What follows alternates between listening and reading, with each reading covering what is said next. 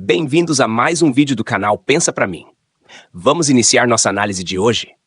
Aqui está o prompt de inteligência artificial que utilizaremos. ChatGPT. Atue como especialista em relatos de experiências de quase morte. Analise todos os relatos possíveis, dando ênfase nos relatos negativos. Muitos relatam a visita a lugares ruins.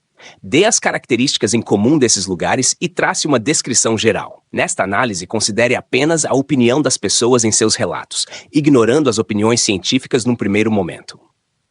Na sequência, atue também como especialista na doutrina espírita de Allan Kardec, considerando apenas os livros da codificação. É correto afirmar que esses lugares são criações da mente dos espíritos que estão agrupados lá? Veremos agora o resultado dessa junção interessante de conhecimentos. EQMs negativas e seus lugares sômbrios. Muitas pessoas que passaram por experiências de quase morte relatam ambientes luminosos, acolhedores e profundamente transformadores. Mas existe um outro lado, muito menos conhecido. Um lado sombrio. Um lado que poucos têm coragem de descrever. Hoje vamos explorar os lugares ruins das EQMs negativas e entender as características em comum desses cenários impressionantes, baseadas exclusivamente nos relatos daqueles que viveram essa experiência. A escuridão viva. A descrição mais frequente é a de uma escuridão profunda, mas não uma escuridão comum. É um breu que parece ter vida. Uma escuridão que pesa sobre a consciência, que envolve, que oprime. Vários sobreviventes dizem que essa escuridão parecia consciente, como se fosse um lugar real, um lugar que sabia que eles estavam ali. Terrenos desolados. Quando conseguem enxergar algo, o cenário costuma ser devastador. Terras áridas, paisagens cinzentas, ruínas retorcidas, ambientes industriais decadentes e neblinas densas que escondem tudo. Não são apenas lugares feios, são espaços que emanam abandono, tristeza e desintegração, como se representassem um mundo sem vida e sem esperança.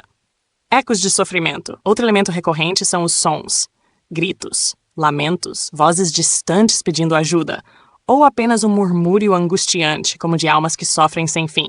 Muitas pessoas afirmam não ver nenhum ser, mas sentem o sofrimento ao redor, como se o ambiente inteiro chorasse.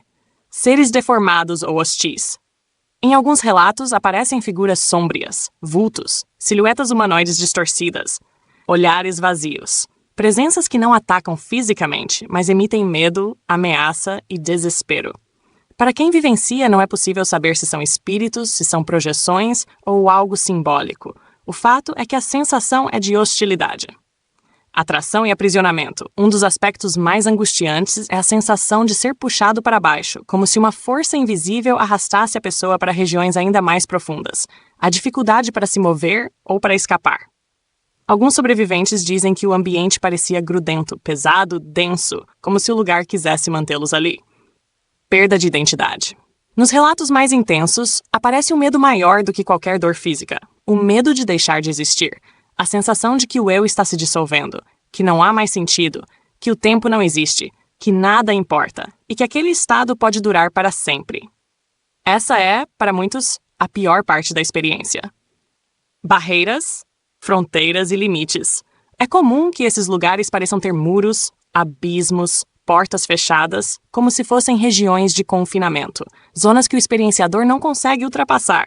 Essas fronteiras muitas vezes são interpretadas como metáforas vivas, limites psicológicos ou espirituais refletidos no ambiente. O que esses lugares representam? Ao analisarmos apenas os relatos, percebemos um padrão claro. Esses lugares são cenários de consciência, onde estados profundos de medo, culpa, sofrimento ou desconexão ganham forma, peso e textura. São ambientes que parecem responder às emoções de quem os vivencia. Quando surge esperança, aparece uma luz. Quando cresce o desespero, o ambiente escurece. São, em essência, paisagens interiores vividas como realidades externas. Conclusão geral. Os lugares ruins das EQMs negativas são descritos como territórios sômbrios e desolados, cheios de ecos de sofrimento, habitados por presenças perturbadoras e com sensação de aprisionamento e perda da identidade. Tudo isso formado por uma escuridão viva, pesada, quase consciente.